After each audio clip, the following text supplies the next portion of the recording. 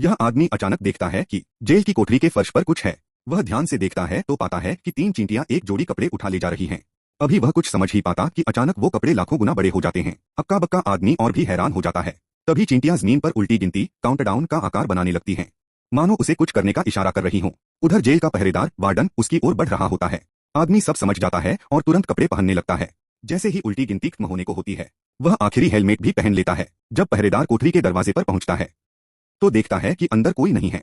यकीन न आने पर वह पास आकर झांकता है, लेकिन उसे पता नहीं होता कि आदमी अब चींटी के आकार का हो चुका है और उसके पैरों के नीचे से भाग रहा है। वह एक स्लाइडिंग मूव करके दरवाजे की दरार से निकल जाता है। जैसे ही सीढ़ियों से नीचे कूदकर भागने लगता है, सामने अचानक चींटियों की एक पूरी सेना खड़ी मिलती है। यह देख उसके डर से हाल बुरा हो जाता है।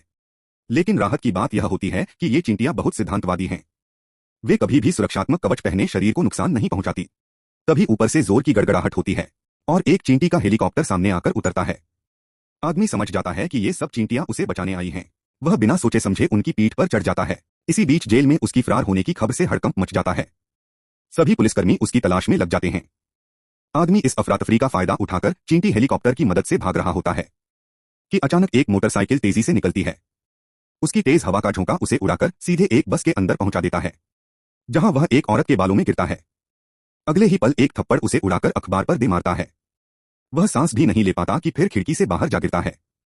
बाहर उठती गर्म हवा उसे 100 मीटर ऊंचाई पर ले जाती है।